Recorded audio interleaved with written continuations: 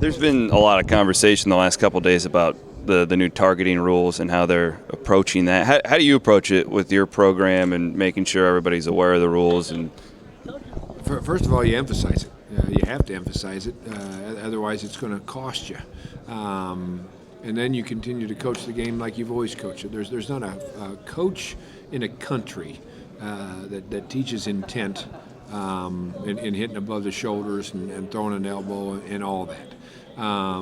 So to subjectively eject players and have that responsibility as a referee or a replay booth official is a powerful burden, and it's going to impact games.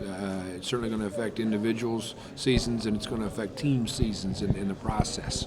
I don't think it's necessary. I think player health is and safety is at the top of the list. And if you've been at a practice, you know it's the case at Iowa State University, and I would argue it's the case at every place that you walk on. We're coaching doing things right in safety and health.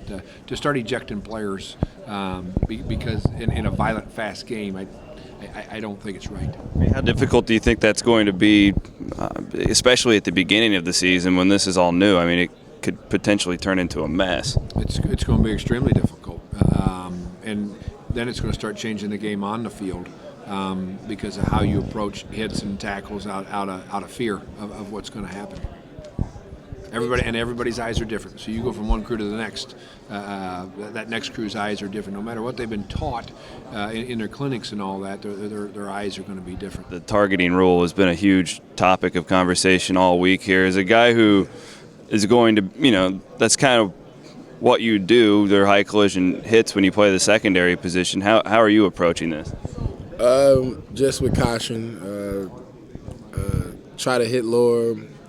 Gotta think about the hits and just avoid the helmet at all costs. But I mean, it's hard to tell. It's easy to say it right here, but then when a player's running at you and you're just trying to separate the player from the ball, it'll be tough. So, like I said, somebody asked me how many ejections will it probably be this year. I easily say 10 to 15. So. Okay, so those 10 to 15, how many of those were actually, do you think would be, like malicious intent, and how many of them would be just a guy you can't control it? I say 5 would be malicious with 10, and 10 would be like accident, just a collision that just happens. How hard from your standpoint, is that on a whim just to – it's got to be difficult, I would think. Honestly, it's not difficult. It's not something that I'm going to go out there and worry about. I'm not going to be in the middle of a play and say, oh, I better not hit him here or there. I'm just going to play the game. And I haven't really had a problem with head-to-head hits or penalties or like that throughout my career. So I'm just going to go out there and continue to do what I do and go from there. I got the defensive guy's opinion on it. I want to get from an offensive guy, this targeting thing. How do you think this is going to go down?